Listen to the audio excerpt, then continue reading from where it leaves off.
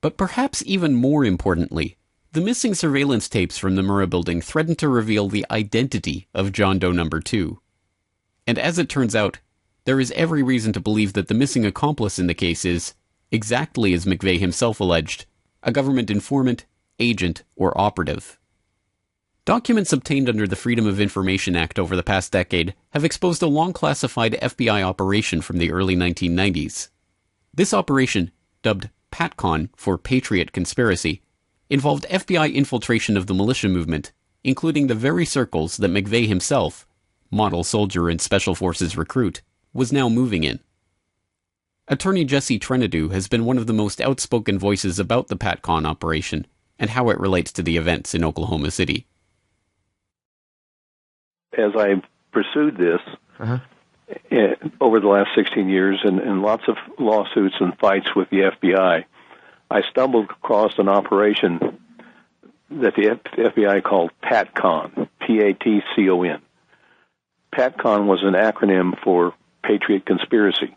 Mm-hmm. And the FBI began to distance itself from PATCON when I was probing, and they said it was just a simple operation where they were going to infiltrate some militia folks in Alabama who had stolen some night vision goggles from a military base and were selling them. But it was clear to me that PATCON was bigger than that, much, much bigger. And there were PATCON operations going on all over the country.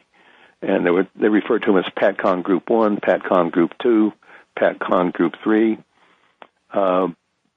PATCON, meaning that's the FBI's name for their wide-scale, you say, investigation and infiltration of the radical right in the early, mid-1990s. And apparently went throughout the 90s because here last summer I received a phone call from a fellow who said, I've been seeing what's been posted on the Internet from your FOIA lawsuits with the FBI. And he said, you have all the pieces, but you just haven't put them together. And I said, what do you mean? He said, well, you just don't see the pictures. And so he came to see me, and I directed him to Newsweek magazine and to some other reporters. He had been one of the top undercover operatives for the FBI in PATCON for almost 10 years. He had infiltrated some 23 groups.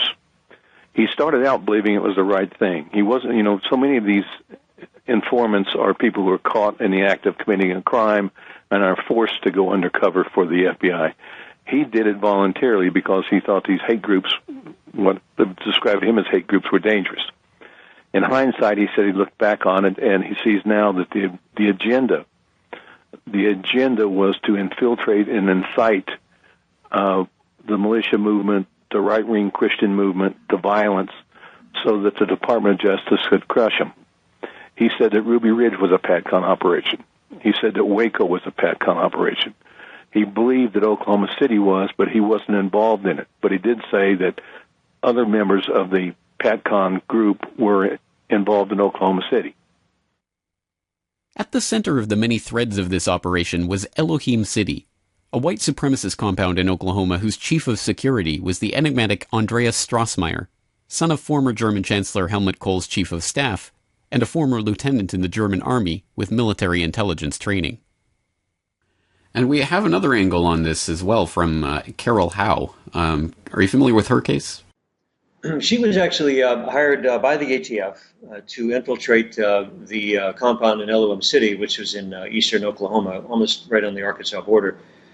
And they gave her ordnance, they gave her pipe bomb material, everything to just find out if the people within Elohim City were, capable of actually doing something, such as the Oklahoma City bombing. And come to find out, there was ATF and FBI informants that she didn't even know about. So it was really an odd mix of informants. They're not communicating with each other. Catastrophic breakdown in communication. I gave them warnings, targets, specific targets, addresses of targets, names of targets. I know of too many people that were talking about that building, talking about Oklahoma City, talking about doing something on that date using a truck bomb. In her report to the ATF in December, now reveals that Strassmeyer planned to forcibly act to destroy the U.S. government with assassinations, mass shootings, and bombings. He said he wanted to go blow up federal buildings. I mean, just point blank, that's what he said he'd like to be out there doing. Jane Graham, an eyewitness who worked in the Murrah building, observed Strassmeyer in the building the week before the bombing, going over blueprints and carrying what looked to be the components for C4 explosives and detonators. As alleged in David Hoffman's book, The Oklahoma City Bombing and the Politics of Terror, Strassmeyer first aroused suspicion that he was an undercover operative when he was caught in Texas entering a federal building at night with a key code. Did he have access to the Murrah building also? When we interviewed Jane Graham, who was a survivor, she said that when she went to work, it was either the day before or 2 days before, I don't remember which, she parked in the basement parking, and when she got out of her car and was walking across the parking garage, she saw 3 guys down there wearing coveralls and placing putty on the columns and stringing wire between the putty. Later, she picks out one of the guys from photographs and says, that's him, and it was Andreas Strassmeyer. Strassmeyer was there listening, going over the plans. He was listening to everything. He was, what they were talking about, looking at place, pointing to things. But when they were talking, whatever they happened to finally be talking about, and when I was looking at him, at that point, then he left and went over to the other side of the building so I wouldn't keep watching him. The second man that was there, who appeared to be military, he's the one that the man in charge told to put the stuff back in the car. The second man obviously was taking orders from the first man because he had wire in his hands, which I thought was telephone wire. It's that real light color, thin wire. And he also had what appeared to be gray putty. Well, that's exactly how you string composition C4 with det cord. Despite all of this evidence, Strassmeyer was never interviewed by the FBI as part of their Oklahoma City investigation before he had the chance to flee the country and return to Germany. This is just one of many examples of seeming foreknowledge of the attack that have since been covered up or suppressed by the FBI and the ATF.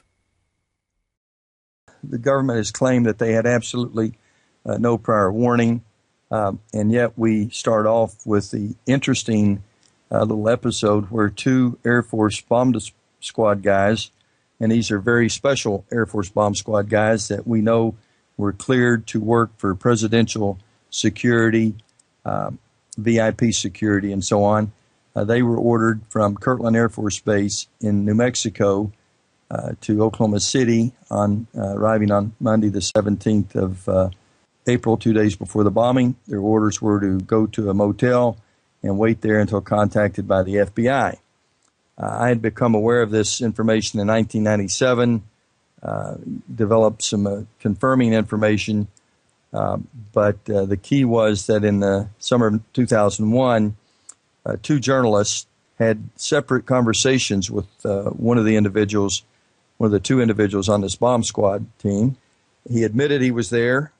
When asked in separate conversations by both journalists why he was there, he responded, "You'll have to ask the FBI."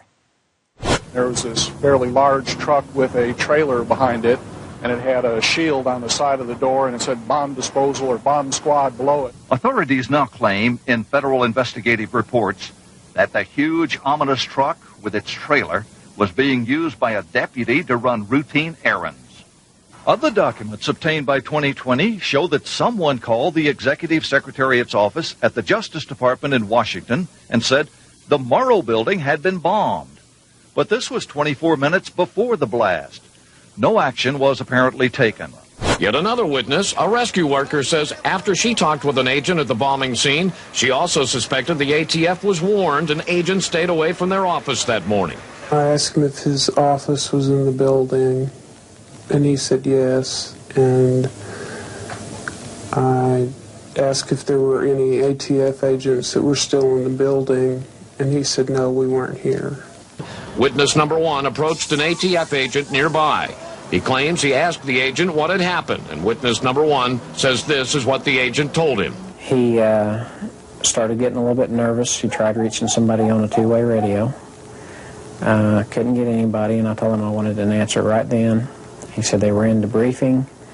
None of the agents had been in there. They had been tipped by their pagers not to come into work that day. Plain as day out of his mouth. They were tipped. Why wasn't anybody else?